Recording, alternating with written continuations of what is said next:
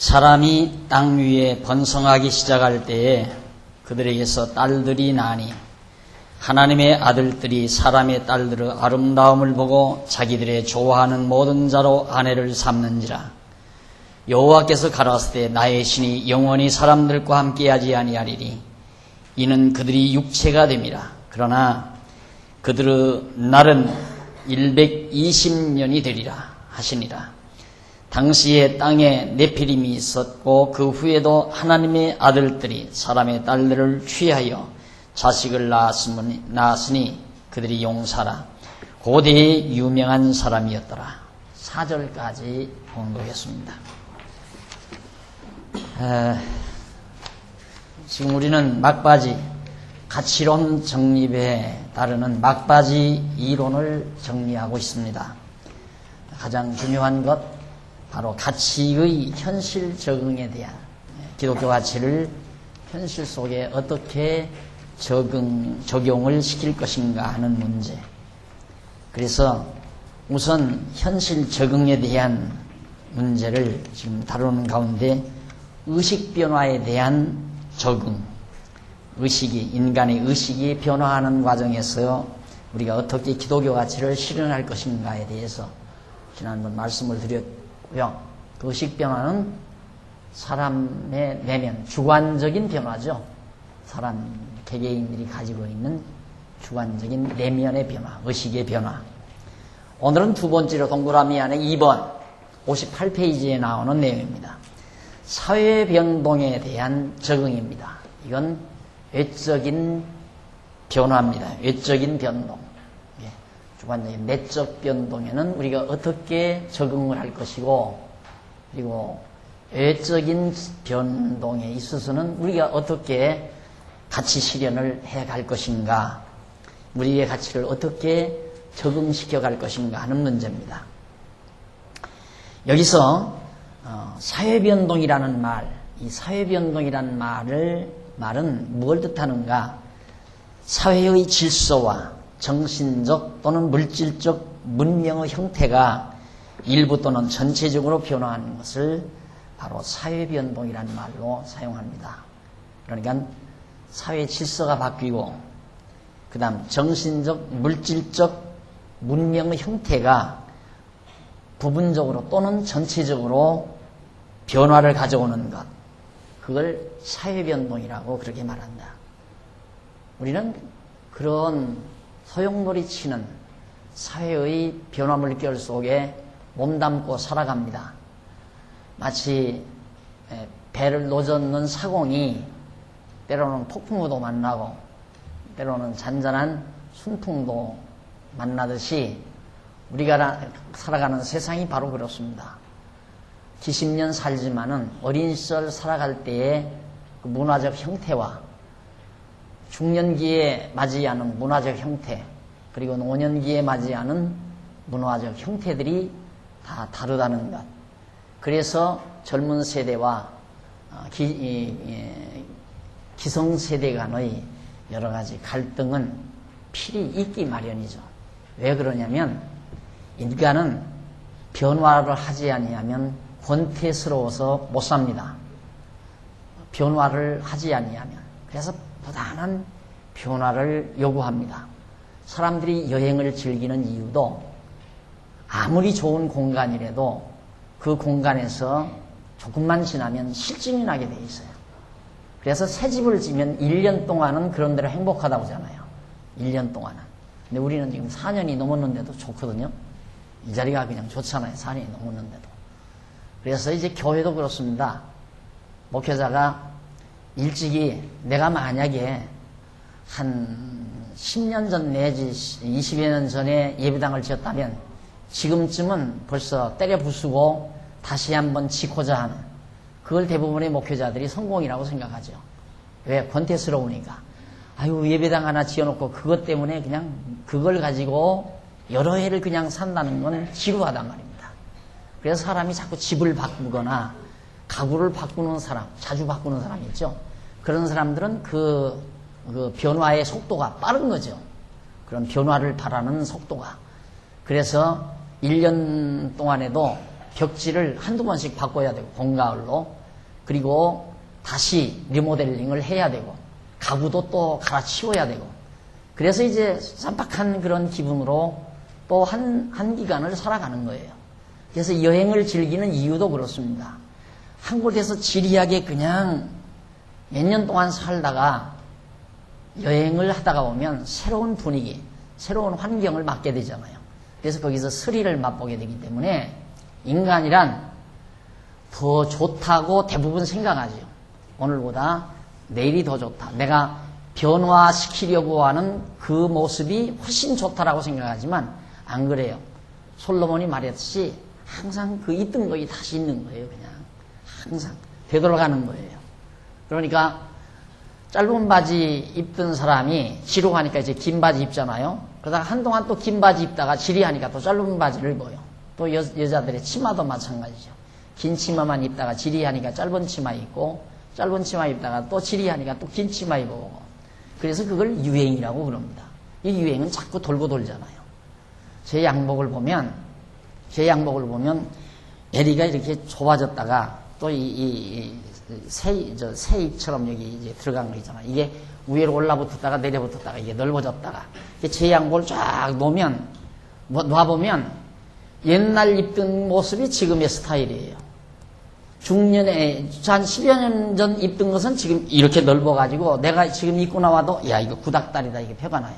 그런데 15년 전 거 만약에 입으면 그건 지금 거하고 별 차이가 또 없어요. 그래서 솔로몬이 새 것이 없다고 그랬거든요. 새 건 없다. 다 한 거다 이거. 옛날 사람들이 다 했던 것이다. 요즘 뭐 또 웰빙 바람이 불지 않았어요. 그래서 다 옛날 것. 우리 옛 어른들이 하듯이.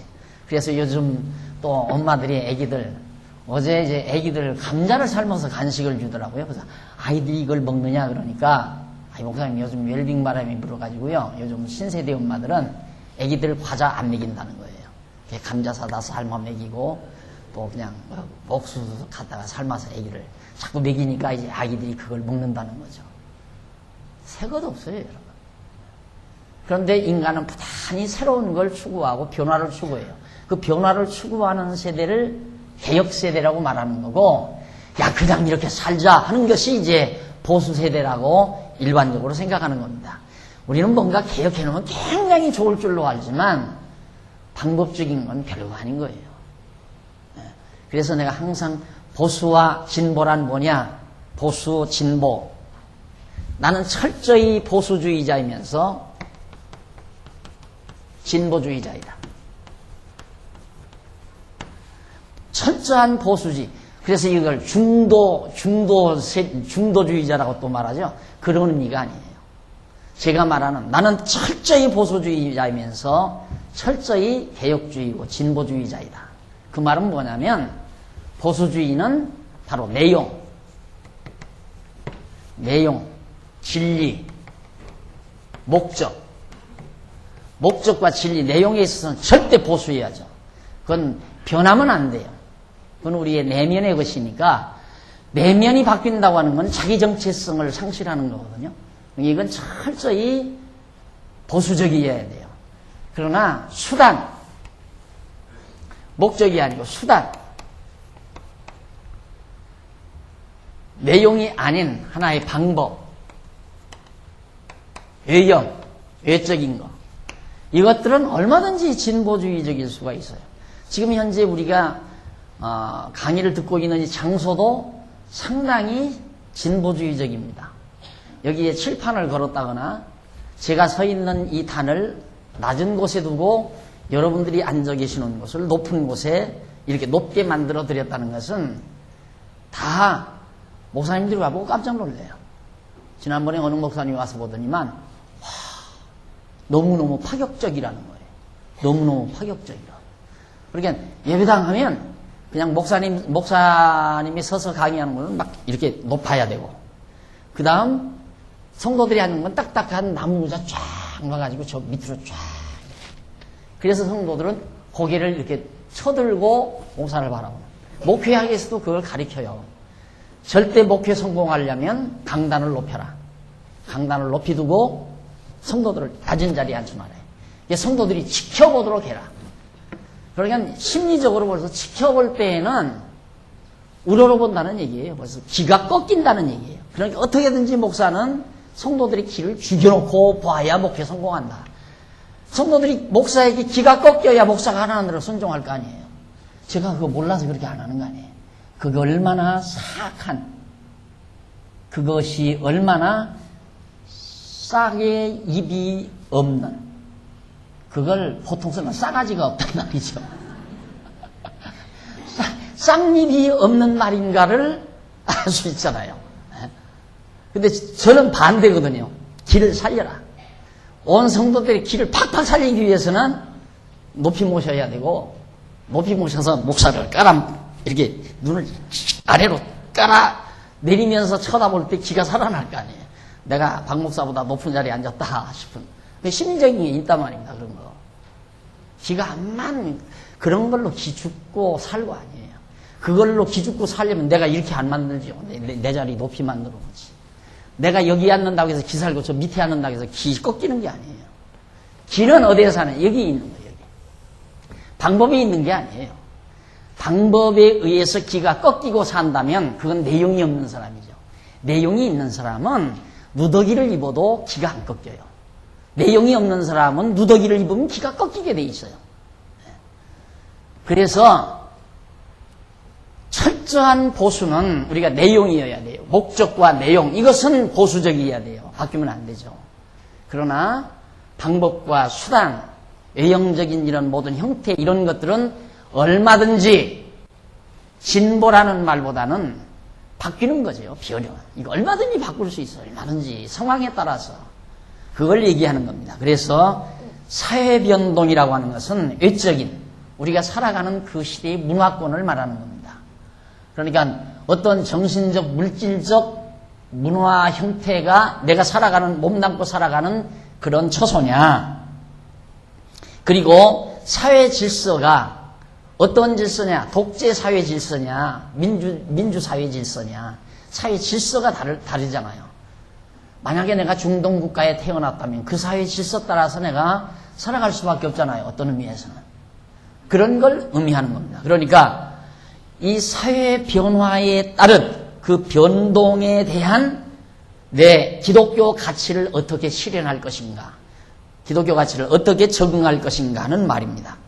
그래서 수단으로서의 기독교적 가치는 사회 변동이 이루어지는 현실 사정에 잘 어울리도록 응용하게 되는 것이다. 그러니까 수단으로서의 기독교적 가치, 그건 목적이 아니니까 수단이니까 그 사회의 문화권과 조화를 이루는 그런 상태에서 우리가 적용을 해야 되잖아요. 적용을 해야 되는데, 내가 만약에 카나다에 태어나서 산다면 지금 여기 강단에 서기 전에 맥주 한 잔 탁 하고 올라왔을 거예요.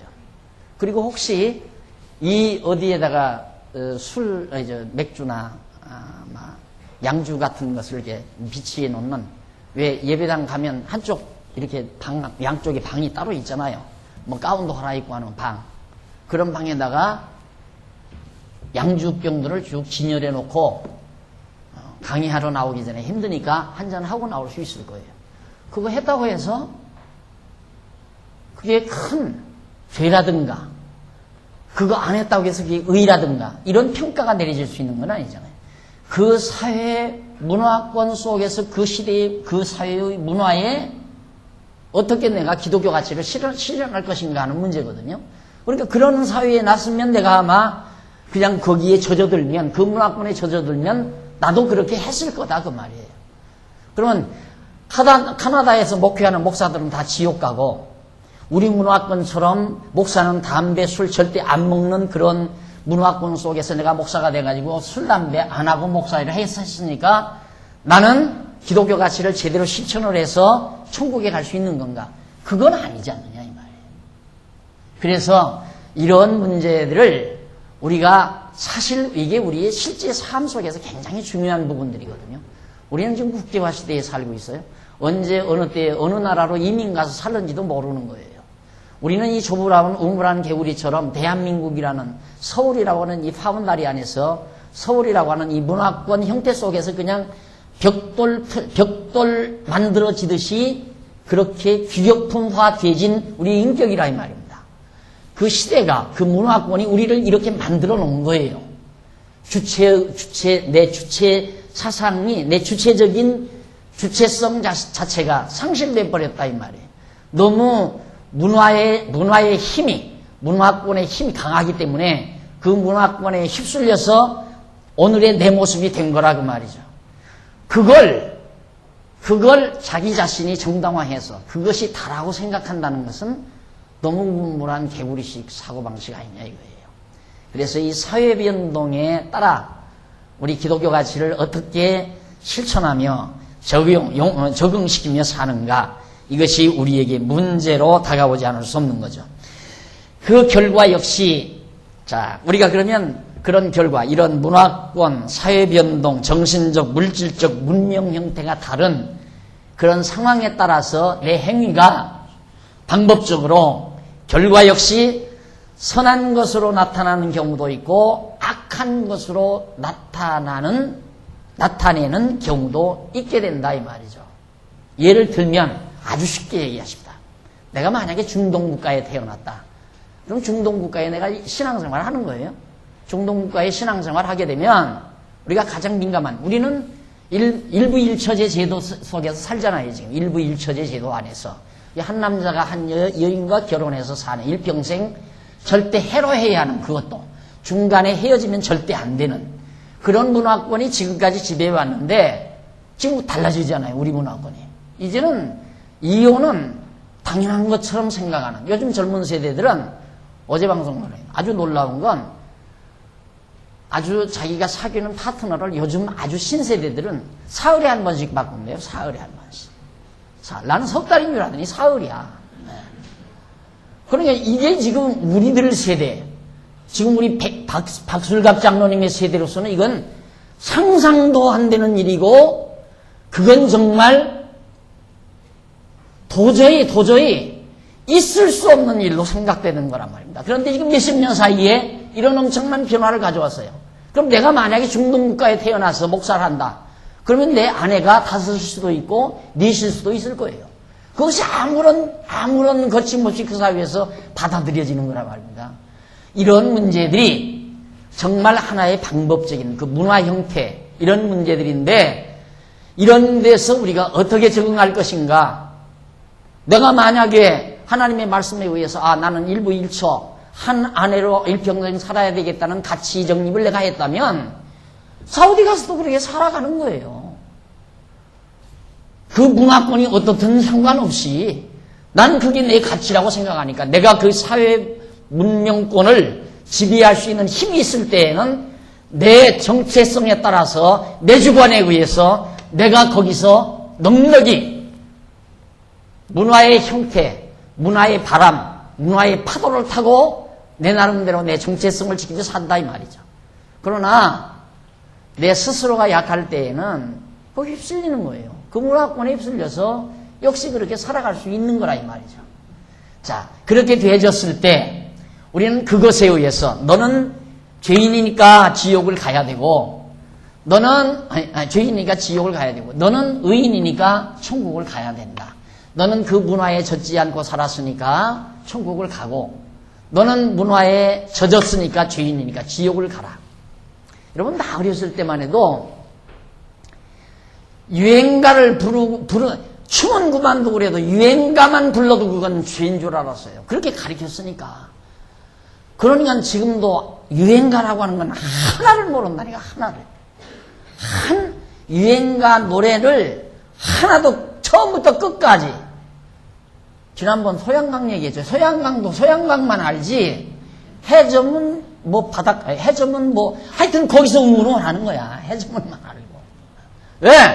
유행가는 그건 죄니까, 유행가면 죄니까.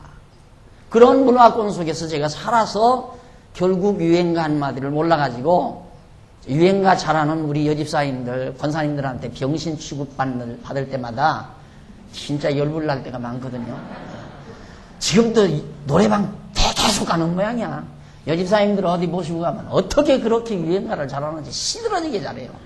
그래서 나도 한번 열불나서 한번 불러보라고 하면 한 구구절 하다가 만다 이 말입니다. 예. 그럼 유행가 부른 그 집사님들 다 지옥 갑니까? 예. 안 가잖아요. 근데 요즘 유행가뿐이 예? 이러는데 이건 더더군다나 말도 안 돼. 그건 아야 그런 딸 자식 가지고 있으면 그 집안은 패가 망신이에요. 딴따라 자식 둔 집안이다. 그래서 아무도 상종도 안 하고 그 집안에 딸 주려고도 안 하고 아들 주려고도 안 한다 이 말입니다. 그런 세상인데 지금은 이 집안이 득세하는 집안인데 뭐. 이런 아들 이런 아들 배출한 그 가문은 진짜 가문의 영광 아니에요? 그런 문화권에 우리가 살고 있다는 문화권과 문명권에 살고 있다 이 말이에요. 그러면 우리 교회 여자 청년 하나가 또 우리 남자 청년 하나가 가수로 지망을 해서 주일날 여기 와서 딱 예배는 드리고 이렇게 말씀 하나님 앞에 예배 드리고 내일부터는 무대에 서서 막 노래를 불렀다. 그럼 지옥 갑니까?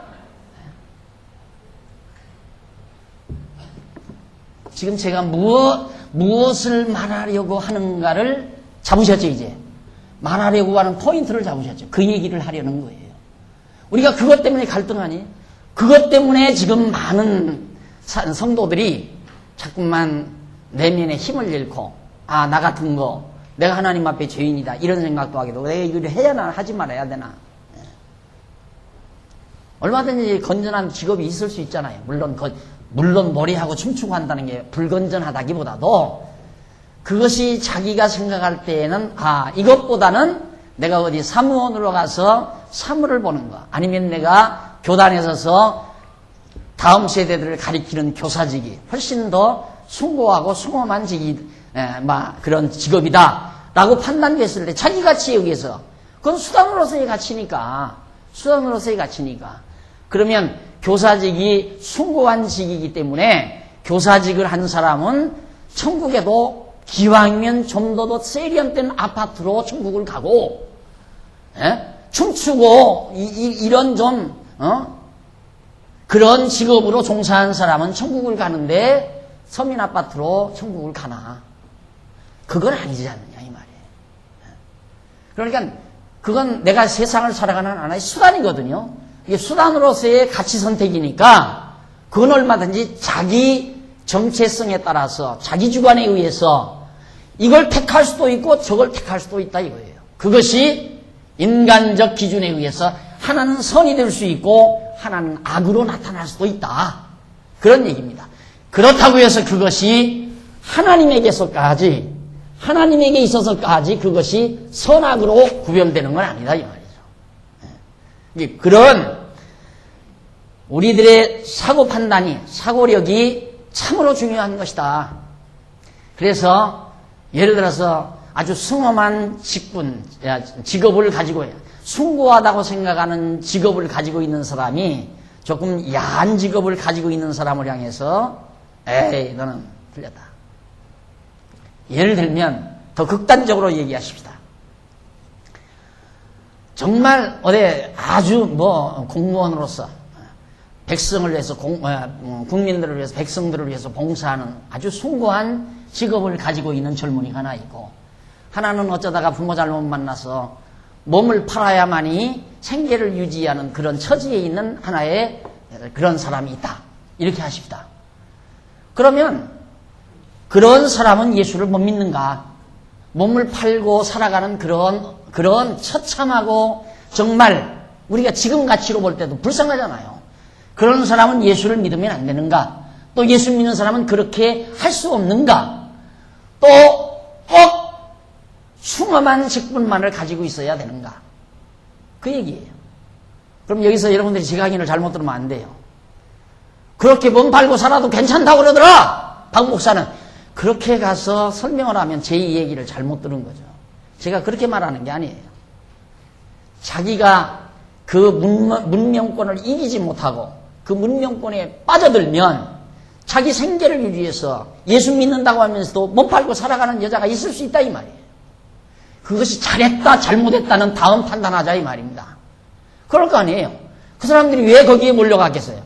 지금 예를 들어서 몸을 파는 여인들이, 여자들이, 젊은 아가씨들이, 그 사람들이 주일학교 안 다니는 사람, 주일학교 전혀 다니지 않은 사람이 없는 게 아니에요.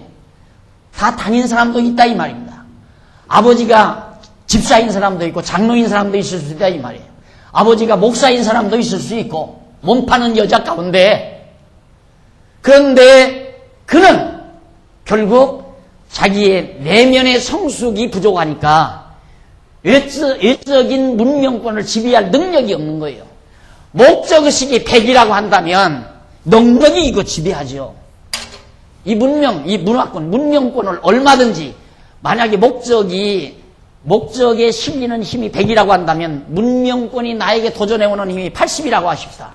능력이 지배하고 살 수 있잖아요. 능력이. 차라리 내가 남의 집에 가서 설거지를 해주고 살망정 한 달에 100만 원 수입될 것 50만 원 수입이 되더라도 남의 집에 가서 설거지 해주고 살지, 그렇게는 안 산다 이 말이죠. 그렇게 살 수 있다 이거예요. 그러나 진리에 대한, 이 자기 목적에 대한 집착이 50밖에 안 되는데 밀려오는 것은 70이다. 패배할 수밖에 없잖아요. 문명권에 휩쓸릴 수밖에 없다 이 말이에요. 상황에. 그래서 우리가 자꾸만 공부를 하는 것은 이 힘을 기르기 위한, 힘을. 내적인 이 힘. 이게 강하면 강한 만큼 지배하고 산다 이 말이에요. 환경을 지배하고 문명권을 지배하고 자기 가치 판단에 의해서. 근데 내가 박 목사 그러는데 뭐 상황 따라서 그렇게 살아도 괜찮다고 그러더라. 그 말이 절대 아니에요. 말을 잘못 들으면 안 돼. 그게 자기 모습이에요. 이게 자기 모습이란 말입니다. 이미 내면의 힘을 기르지 못했기 때문에 밀려오는 외부적인 세력 앞에 자기가 덮어지는 거예요. 그렇다고 해서 맞아 죽는가? 아니에요. 맞아 죽는 게 아니에요. 그렇다고 해서 맞아 죽는 게 아니라 결국 언젠가는 여기에 힘이 실려지게 돼 있어요. 이런 과정을 통해서 고뇌합니다. 괴로워합니다. 나는 왜 이렇게 살았을까? 그러면서 같이 추구를 합니다. 그래서 이 힘이 60으로 70으로 80으로 길러지게 되죠. 그러면 80만 뒤에도 70으로 밀려오는 것은 넉넉히 내가 제압하고 산다 이 말이에요. 이겨낼 수 있다 이 말이에요. 힘이 들어도 고생을 해도 조금 더 고통스러워도 이걸 이기는 것이 더 나에게 가치롭다고 생각하니까 환경을 이기며 산다 이 말이에요. 이것이 환경을 지배하며 사는 그 시대의 사회적 변동을 대응하며, 변동에 대응하며 사는 떳떳한 정체성이 분명한 하나의 삶으로 구축해 나갈 수 있는 그런 모습, 이것이 바로 불변의 내면의 목적 가치, 목적으로서의 가치에 대한 농도를, 그 힘을 길러나가는 데 있는 것이다. 그러니 여러분들이 공부한다는 거, 배운다는 거, 이론적으로 정확하게 정립한다는 거, 이게 얼마나 중요한가. 여기에 강한 의지력이 생기는 거거든요. 확고하게 깨닫고 나면 깨닫는 힘이, 느낌이 강하게 나온다 이 말이에요. 와! 하고 그때 생기는 의지력, 그 의지력이 바로 힘이에요. 그래서 진리에 대한 깨달음은 의지력으로 바로 이어집니다. 이게 100을 깨달으면 의지력이 100%, 70을 깨달으면 의지력이 70%, 밀려오는 세력이 70대 70은 여기서 갈등을 하는 거죠. 갈등. 그러나 조금만 높아도 넉넉히 사회를 이기고 현실을 지탱하면서 좌절하지 않고 절망하지 않고 삶의 승리를 거둘 수 있다. 그러나 내면의 세계가 연약하게 되면 현실에 파묻혀 살 수밖에 없다. 그래서 돼지우리와 같은 세상을 살아갈 수밖에 없죠. 자기를 망치고 자기 삶을 멍들게 만들고 그리고 슬퍼하고 통곡하고 괴로워하며 몸부림치며 그렇게 사는 탕자의 모습이 바로 이 힘이 약하기 때문에 와지는 것이다. 그래서 이 모든 결과는 수단으로서의 가치를 지니는 것에 불과하다. 그래서 결과 역시 선한 것으로 나타나는 경우도 있고 악한 것으로 나타내는 경우도 있는 것이다. 그러나 이 모든 결과는 수단으로서의 가치다. 그래서 거듭 말씀드리면 똑같아요. 지난번 말씀드린 의식 변화에 대응하는 것과 결과는 비슷합니다. 예를 들어 내가 약했다. 내가 내면의 힘이 50밖에 안 돼가지고 밀려오는 사회적 변동의 물결 앞에, 파도 앞에 70이라는 힘 앞에 나는 설복되고 말았다. 그래서 현실에 파묻혀서 밤마다 맥주를 마시고 고고장에 가서 춤을 추고 정말 몸을 팔고 그렇게 형편없이 세상을 산다 하십시다. 그러나 그 속에 생명의 씨알이 떨어져 있으면 그냥 그것으로 죽지 않습니다. 거기서 몸부림을 칩니다. 그 생명력이 몸부림을 쳐요. 그래서 고통을 겪죠. 고통을 겪는데 그것이 바로 탕자가 아버지 집을 나가서 방탕하며 살다가 돼지우리에 가서 아버지 집을 생각하는 그런 인간의 모습으로 바뀌어지게 됩니다. 그래서 거기서 아버지의 사랑을 다시 한번 깨닫고 새 힘을 얻죠. 그렇게 해서 현실을 뚫고 나오는 거예요. 그게 생명력이에요. 그러면 우리가 단순하게 정말 방탕하며 사는 그 삶 자체만을 놓고 평가를 하면 그건 나쁜 거죠. 얼마나 그게 나쁜 겁니까? 자기를 망치고 자기 인생을 망치는 행위인데 얼마나 나쁜 거예요. 그러나 그 과정에서 멎어지지 아니하고 거기서 고뇌하며 고통스러워하면서 하나님의 사랑을 진하게 느끼고 거기에서 몸부림치며 일어서는 그 강한 힘. 그래서 아버지 집으로 돌아와서 점점 내면의 힘을 더 강하게 길러가는 이 과정. 좋은 거 아니에요? 그러면 이 좋은 것은 이 나쁜 것 없이는 안 되잖아요. 그러니까 이 좋은 결과를 낳기 위한 하나의 과정적 측면에서 볼 때, 종합적인 통시적 시각으로 볼 때에는 방탕한 생활도 가치로웠던 생활이다 이 말이에요. 안 그래? 방탕한 생활만은 가치롭지 않지만 방탕한 생활을 통하여 깨닫고 아버지께 돌아왔을 때는 그 생활도 가치로웠던 생활이다. 무가치한 것이 아니었다 이 말이에요. 한 송이 백화파를 피기 위해서 한 송이 무슨 꽃? 한 송이 국화꽃을 피기 위해서 서쪽 새는 울었나 보다. 그렇다고 하잖아요. 그러니까 그 고된 찬설이 맞아가면서 한겨울 동안 찬설이 맞아가면서 정말 땅속에 묻혀 있다가 따스한 봄볕과 함께 새싹을 돋으면서 피어나는 국화꽃. 바로 그런 것처럼 우리 속에 새 생명의 씨앗이 일단 진리의 씨앗이 떨어지게 되면 힘이 50이든 30이든 10이든 상관이 없습니다. 언제 살아나도 살아난다 이 말이에요. 언제 살아나도. 그런데 우리는 그게 아니라 지금 당장 현실에서 예를 들어서 우리 청년 중 한 사람이 교회에다 등록을 해놓고 교회는 잘 안 나오고 이 시간에도 가서 맥주 마시고 고고장에 가서 춤추고 친구들하고 그냥 밤마다 밤늦게까지 방탕하며 사는 젊은이가 있다 하십시다. 저것은 틀려먹었다 저건 영 쓸모없는 인간이다. 저건 완전히 지옥 갈 백성이다. 그렇게 단정하면 안 됩니다. 단정할 수 없는 거예요. 그 속에 정말 생명의 씨앗이 떨어져 있다면 언제 살아나도 살아나게 되어 있습니다. 괴로워요. 그것이 자기가 즐거운 줄 알고 그 속에 묻혀 있지만은 못내 속에서 말할 수 없는 갈등이 늘 용솟음 미친다 이 말이에요. 그러면서 자라나는 거예요.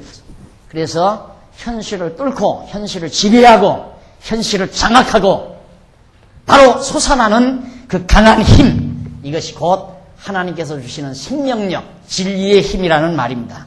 이것에 의해서 이겨낼 수 있다. 그래서 창세기 6장 1절로 4절에 보면 하나님의 아들들이 사람의 딸들을 취했다 그랬어요. 이거 안 되는 일이거든요. 무슨 얘기냐면 사람의 딸들, 하나님의 아들들이 사람의 딸들을 취했다. 하나님의 아들들이란 아벨의 후손을 말하는 거 아니에요. 셋의 후손.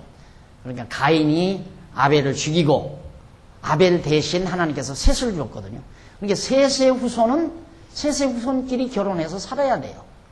그런데 가인의 후손은 요즘 일반적으로 카인의 후손 하면 아주 그냥 사악한 족속들을 말하는 거 아니에요. 근데 카인의 후손과 셋의 후손이 함께 결혼하면 안 된다 이 말입니다. 그런데 카인의 셋의 후손들이 카인의 후손 가운데 아름다운 여인이 있으면 취해서 아내도 삼고, 또 셋의 후손의 여자가 카인의 후손 가운데 멋있는 남자가 있으면 자기 눈에 좋은 대로 남편을 취해서 시집을 가고 그렇게 했다 이거예요. 그렇게 살았다 이거예요. 이것이 그 시대의 문명권 속에서 사회 여러 가지 변동에 따라 자기들 소견에 옳은 대로 살아가는 것이 인간의 모습이에요. 그거에 잘했다 잘못했다 평가 그걸 하자는 게 아니에요. 바로 우리들이 어떻게 이 현실에서 어떻게 대응하며 살아가게 되어지는가 사실을 우리가 파악하는 얘기지, 어떻게 해야 된다고 하는 기준을 던지고 그렇게 하도록 강요하기 위해서 지금 하는 강의가 아니란 말입니다. 우리는 보기 위해서 정확하게 상황 분석을 하기 위한 원리, 진리를 지금 우리가 정리해 가고 있는 겁니다. 그러니까 지금 내 눈으로 볼 때, 내가 볼 때 형편없이 살아가는 그런 사람들을 함부로 우리가 속단해서 결정 내려가지고 저 인간은 영 쓸모없는 인간이다 라고 그렇게 치부해버리거나, 지금 뭐 그냥 고요한 아주 잔잔한 그늘 속에서 아주 곱게 살아가는, 그리고 얌전하게 살아가는 것 같은 사람만 야 너는 쓸모있다, 정말 너는 인간다운 인간이다라고 그렇게 또 속단해서도 안 된다 이 말이에요. 이것이 기독교 가치관적 시각으로 현실을 보는 원리여야 된다. 그래서 결국 이 셋의 후손과 가인의 후손이 함께 자기들 좋은 대로 결혼할 수밖에 없는 상황. 분명히 하나님께서 하나님의 아들과 아들들은 하나님의 딸들과만 결혼하도록, 이거 당연한 거지, 하나님의 아들들이니까. 그런데도 그렇게 하지 아니하고 그 상황에 휩쓸려서 자기가 바로 가인의 후손들을 남편으로 삼고 아내를 삼아 사는 뿐만 아니죠. 출애굽기 1장 8절로 14절에 보면 이스라엘 자손이 애굽의 새 왕의 학대를 받습니다. 애굽의 새로운 왕이. 요셉을 알지 못하는 새 왕이 일어나서 애굽을 다스리게 되죠. 야곱의 자손 70여 명이 요셉의 초청을 받아서, 성공한 요셉의 초청을 받아서 애굽으로 내려가잖아요. 그 애굽에 내려가서 대우받고 살았습니다. 왜? 요셉이 총리로 있으니까. 자기 아들이 총리로 있으니까. 그리고 애굽왕 바로도 요셉을 보아서도 얼마나 융숭한 대접을 했는지 모릅니다. 그런데 요셉이 죽어요. 사회 변동이 일어나는 거예요. 사회적 큰 변동이 일어나요. 요셉이 죽어요. 요셉이 죽고 그 다음 새로운 바로가, 새로운 애굽 왕이 등장을 합니다. 그러니까 대변동이 일어난 거죠. 누구에게 있어? 이스라엘 백성에게 있어. 이스라엘 자손들에게 있어서는 엄청난 변화입니다. 자기들을 내껴주고 자기들을 인정해주는, 또 자기들의 후원자가 되어줬던 권세가 기울어져 버리고 자기들과는 전혀 관계없는 새로운 세력이 애굽 주도권을 잡게 됐다 이 말이죠. 어떻게 돼요? 할 수 없이 그들의 지배를 받아야 되잖아요.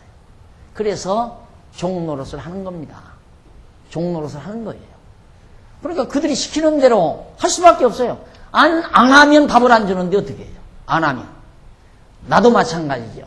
지금 대한민국 땅에 내가 태어났으니까 이렇게 떳떳하게 강단에 서서 하나님 말씀 가르치고 복음을 증거하고 책을 쓰고 이러지, 만약에 내가 북한 지역에 태어났다, 북한 땅에 태어났다, 책을 써요? 지금 감옥에 들어가 있어요. 만약에 지금 쓰는 책 같은 책을 내가 쓰고 있다면 지금 감옥에 들어가 있어요. 그리고 목사 일을 해요? 지금 식으로 목사 일을 하면 벌써 나는 소고랑 차고 감옥에서 지금 한 10년 내지 20년. 20년이 뭐예요? 몇십 년 지금 감옥 생활하고 있을 거예요. 내일 평생. 죽었을지도 모르고. 안 그래요?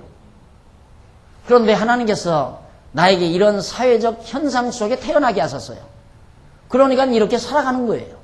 그런데 저쪽에 태어났으면 죽기 아니면 살기인데, 결국 살려면 그들이 하라는 대로 하면 사는 거고, 책도 쓰지 말고 가르치지도 말고 목사일도 하지 말아라.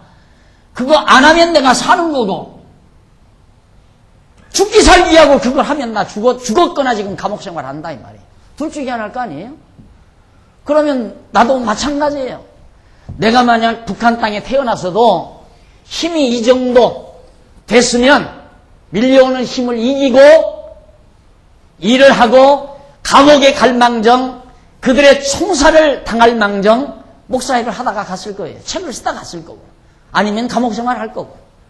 그렇지 않으면 내 속에 겨우 어린 시절 부모로부터 받은 신앙적인 어떤 영향이라든가 내가 깨달은 바 진리에 10이나 30 정도의 어떤 내면적인 힘이 나에게 있는데 밀려오는 공산주의의 그 강한 파도 앞에 내가 도저히 견디지 못하면 결국 그들이 강제노동을 시키면 가서 강제노동판에 가서 탄광에 가서 탄을 캐야 되고, 그들이 시키는 대로 정말 종로로 해야 되고, 그들이 시키는 대로 나는 살 수밖에 없고 김일성 동상 앞에 가서 절을 할 수밖에 없고 그렇게 살 수밖에 없는 거 아니에요. 이게 있어요. 지금 여기 10이나 30 정도는 있다 이 말이에요. 그들의 종살이하면 살아요. 할 수 없이. 그럼 지옥 갑니까? 그렇다고 지옥을 가요? 어리니까 여기에 묻혀 살 수밖에 없네요. 북한 땅에는 그러면 전혀 천국 가는 사람이 없습니까? 북한 땅에도 있을 수 있다 이 말이에요. 지금 몰래 숨어서, 안 그러면 감옥에 가기 싫으면 몰래 산골짜기 어디로 들어가서 토굴 속에 들어가서 몰래 비밀로 성경 공부하고 책을 쓰고 비밀이 이럴 수도 있지 않느냐 이 말이죠. 그러니까 그것이 바로 수단으로서의, 내 삶의 수단으로서의 가치 적응에 관한 문제예요. 사회변동에서 어떻게 대처할 것인가 하는 얘기입니다. 그러니까 하나님께서 나에게 주신 힘의 분량 따라 이렇게도 살고 저렇게도 살 수 있다. 김일성 동상 앞에 절하라면 가서 절할 수도 있고, 내가 이기지 못하면 절하는 거죠. 내 맞는 게 두려우면, 감옥에 가는 게 두려우면, 총살당하는 게 두려우면 가서 절한다 이 말이에요. 애굽 이스라엘 백성 다 그렇게 살았거든요. 애굽 사람들 시키는 데 다 했다 이 말이죠. 그런데 반대로 모세는 그와 정반대였어요. 모세는 하루는 왕궁에서 그렇게 살다가 딱 나가보니까 자기 동족들이 애굽 사람들에게 너무 비참하게 당하는 모습을 보고 편을 들어요. 이스라엘 자손들의 편을 들어요. 그랬다가 그 다음날 또 나오니까 둘이 싸워요. 애굽 사람하고 이스라엘 자기 동족하고. 그러니까 화가 난 김에 열이 받쳐가지고 모세가 당장 애굽 사람을 한 번 쳐서 눕혔는데 그대로 영원히 안 일어나는 거예요. 그래 묻어버리고 도망을 가는데, 왜 도망갔느냐? 저 사람이 애굽 사람을 쳐 죽였단다. 이 소문이 왕궁에 들어갈 거 아니에요. 그러니까 모세는 히브리 사람이라는 거 다 알고 있는데 벌써 자기 동족 편을 들었다는 그 사실을 왕궁에서 알면 모세 죽이죠. 아무리 공주가 사랑하는 자이지만 용서 안 하고. 그래서 도망간 거예요. 그가 정말 민족을 사랑하는, 자기 동족을 사랑하는 힘이 나야겠다면 싸우든가 말든가 못 본 척 했겠죠. 그런데 민족을 사랑하는 힘이 강해요. 강하니까 환경이 정말 무서워도 자기 동족 편을 들어서 애굽 사람을 쳐 눕혀요. 그리고는 도망을 쳐요. 그래 살았다 이 말입니다. 그래가지고 나중에 이스라엘 민족의 지도자로 하나님께서 픽업을 하시죠. 그러니까 문제는 이렇게 해야 된다라고 하는 하나의 공식을 만들어 놓고 그 속에다가 모든 사람을 벽돌 만들듯이 그렇게 만들어가는 게 아니다 이 말이에요. 개개인의 여건과 환경, 개개인이 가진 신앙 내면적인 힘에 따라서 이렇게도 살 수 있고 저렇게도 살 수 있고 얼마든지 가변적인 모습으로 살아가게 된다. 그걸 우리가 인정을 하고 세상을 보고 사람을 보고 평가를 해야 된다. 그것이 출애굽기 1장 8절로 14절에 나오는 말씀입니다. 그 다음 사무엘상 17장 41절로 49절에 보면 다윗이 블레셋 장군 골리앗을 물리치는 유명한 얘기가 있잖아요. 자, 이스라엘 백성 왕이 그 당시에 사울이었습니다. 사울은 막강한 군대를 가지고 있어요. 사울의 몸집도 커요. 전쟁에 능한 자였어요. 벌써 풍채만 보고도 적들이 위축을 당할 만큼 잘생긴 왕이었습니다. 그런데도 이스라엘 백성 중에는 한 사람도 블레셋 사람 군대 앞에 나가서 도전할 사람이 없다 이 말이에요. 그런데 갑자기 소년 다윗이 나타납니다. 나타나서 내가 블레셋 군대를 향해서 도전하겠다. 도전장을 냅니다. 그렇게 사울이 참 기가 막힌 거예요. 한번 들어와 보라고 그래라. 너 누구의 아들이냐? 이새의 아들입니다. 네가 능히 가서 블레셋 장군을 치겠느냐? 만군의 여호와께서 나와 함께 하시는데 칠 수 있습니다. 라고 고백을 합니다. 그러니까 사울이 너 그러면 전 가고 싶거들랑 그래도 갑옷이라도 입고 가거라 하고 자기 갑옷을 내줘요.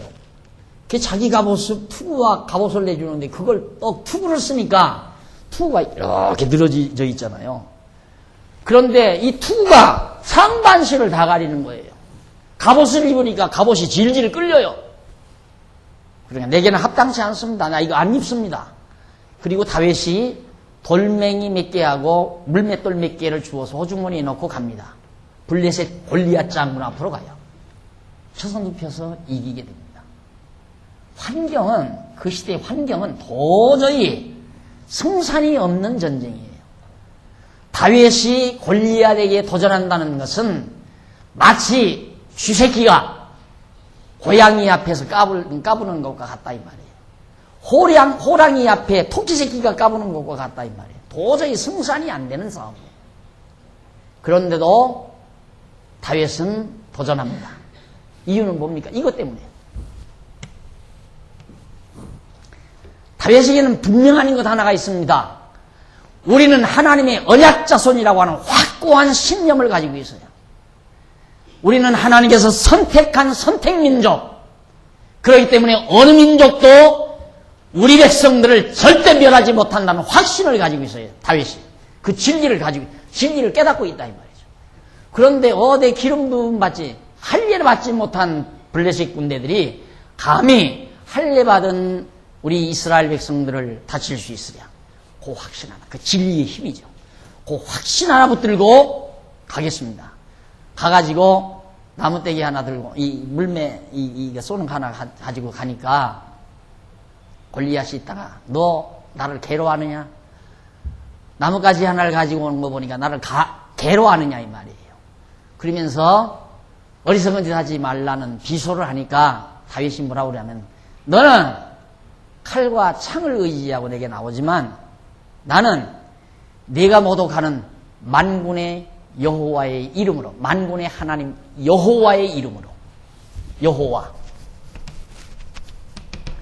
언약대로 이루시는 이 이름으로 내게 나간다면서 돌을 탁 던지니까 명중에 버려서나요. 골리앗이 쓰러지고 나니까 그만 다 풍지박산돼버려요. 그 다음 숨어있던 이스라엘 군대들이 확 몰려와가지고 다 처물리쳐버리고 다윗은 당당하게 가서 쓰러진 골리앗 장군의 칼을 뽑아들어서 목을 잘라 칼에 껴가지고 당당하게 사울왕 앞에 갑니다. 이것이 그 상황 속에서 대처하는, 도저히 상황은 계산적으로 나타날 수 없는 상황이지만은 내면에 강하게 흐르는 진리의 힘에 의해서 다윗은 결국 상황을 능가하고 승리로 이끌 수 있는 삶을 살았다. 이것이 바로 다윗의 모습이었어요. 근데 이렇게 누구나 다 할 수 있느냐? 이게 안 믿어지면 못하는 거예요. 이게 안 믿어지면. 하나님이 여호와라는 것을 안 믿어지면 못한다 이 말이에요. 예를 들면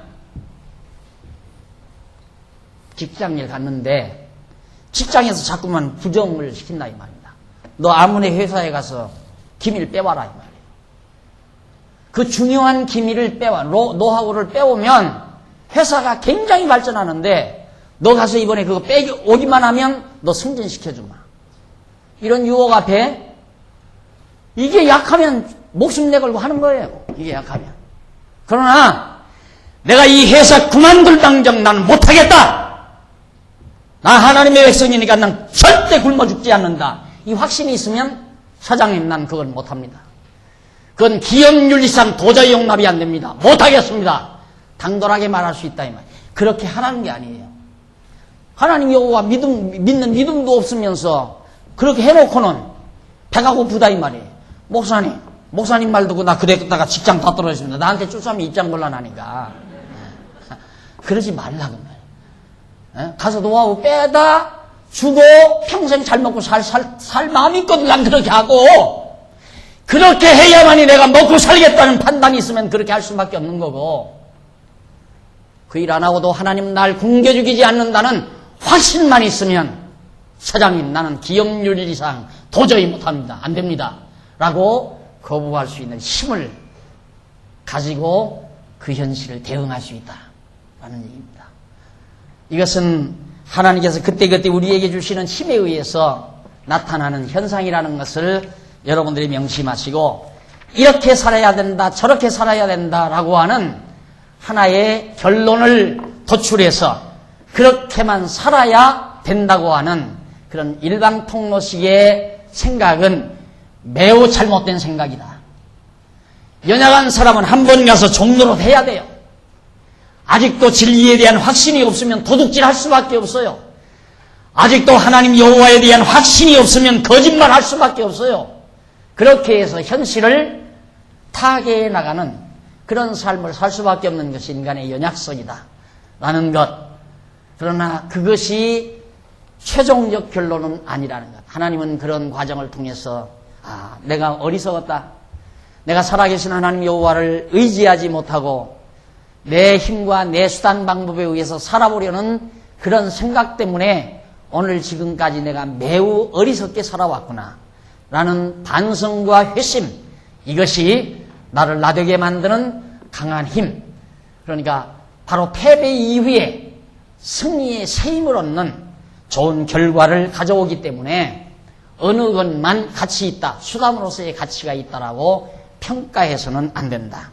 부정적인 것도 한 과정상 가치로운 것이고 긍정적인 것만 가치로운 것이 아니라, 그래서 우리의 삶이란 어느 것 하나도 좌절해야 하는 삶은 없다. 요즘 정말 한강다리 신세를 지는 분들이 참 많은데 우리는 그러면 안 돼요. 여러분이 정말 부정식품을 생산하다가 생산 별로 안 하고 좋은 건전한 식품을 생산했는데도 기자들이 잘못해가지고 신문사가 잘못해가지고 거짓 보도에 의해서 사업이 다 망했다, 절망하고 빠져 죽지 말고 굳굳하게 강하게 현실을 디탱하고 이런 과정을 통해서 좀 더 성숙되는 자기의 인생을 소망하면서 이겨나가는 강한 우리 성도님들이 되시기를 기대하면서 오늘 강의를 마무리합니다. 다음 시간에는 현실에 대한 대응에 관해서 여러분들에게 말씀드리기로 하고 오늘 말씀 줄입니다. 기도하십시다. 자비로우신 하나님 아버지, 은혜를 감사합니다.